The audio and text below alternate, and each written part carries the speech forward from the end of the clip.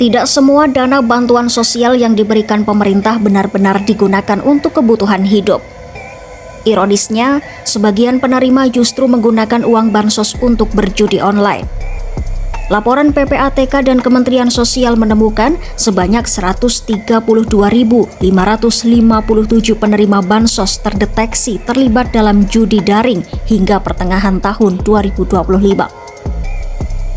Total uang yang mereka depositkan untuk bermain mencapai lebih dari 542 miliar rupiah.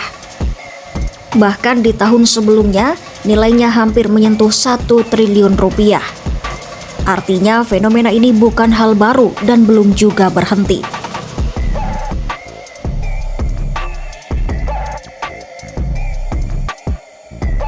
Dari hasil analisis, Jawa Barat menempati posisi teratas.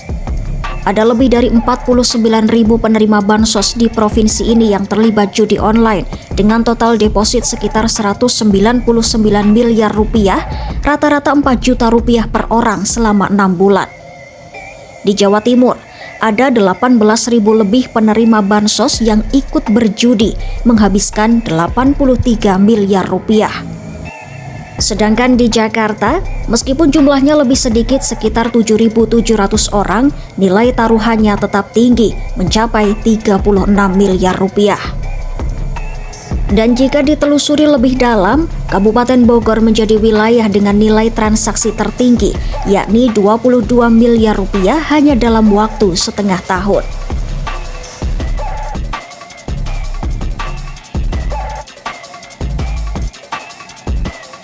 Lantas, mengapa ini bisa terjadi?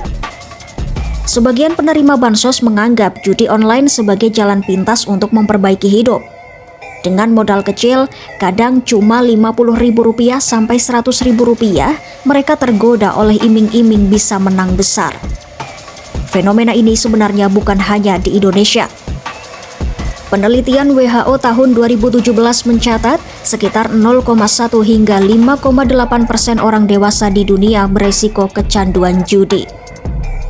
Jika dikonversi ke populasi Indonesia, artinya ada ratusan ribu hingga jutaan orang yang bisa terjebak dalam perilaku serupa. Apalagi, 71% pemain judi daring di Indonesia berpenghasilan di bawah 5 juta rupiah per bulan. Bagi sebagian mereka, bansos justru dianggap sebagai modal awal untuk berjudi.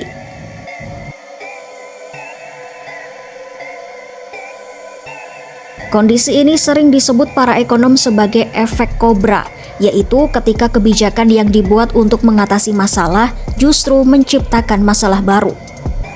Istilah ini berasal dari kisah di India abad ke-19 saat pemerintah Inggris memberi hadiah bagi warga yang membunuh ular kobra. Namun, warga justru mulai beternak kobra agar bisa mendapat hadiah lebih banyak. Hasilnya, populasi kobra malah bertambah. Hal yang sama terjadi pada bansos. Tujuannya mulia, untuk membantu masyarakat miskin agar bisa bertahan hidup.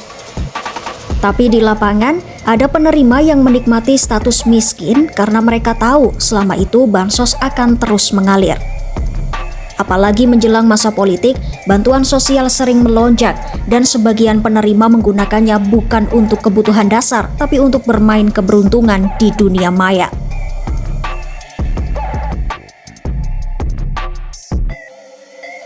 Masalahnya, pengawasan terhadap penggunaan dana bansos masih sangat terbatas. Padahal sudah ada aturan seperti Permensos nomor 1 tahun 2019 dan Permendagri nomor 77 tahun 2020 yang menekankan pentingnya pengawasan penggunaan bantuan. Namun sistem verifikasi dan pelaporan masih lemah. Belum ada mekanisme yang memantau secara langsung bagaimana uang bansos dipakai di lapangan. Sementara di lain sisi, akses ke judi daring begitu mudah. Hanya lewat ponsel dan dompet digital, siapapun bisa bermain kapan saja. Bahkan sejak akhir 2024 hingga 2025, lebih dari 2,4 juta situs judi daring sudah diblokir oleh Kementerian Kominfo, tapi selalu muncul lagi dengan nama baru.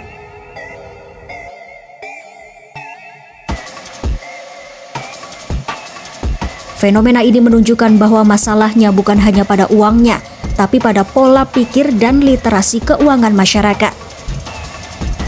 Pemerintah perlu memperkuat pendampingan dan edukasi finansial agar penerima bantuan paham bahwa uang bansos adalah jaring pengaman sosial, bukan tiket untuk mengejar mimpi instan. Karena peluang menang di judi daring sangat kecil, bahkan lebih kecil daripada memenangkan undian lotre Powerball di Amerika Serikat yang kemungkinannya 1:292 juta. Pada akhirnya, mimpi sejahtera tidak bisa dibangun dari keberuntungan semu, melainkan dari kesempatan nyata, pendidikan, pekerjaan, dan kebijakan yang tepat sasaran.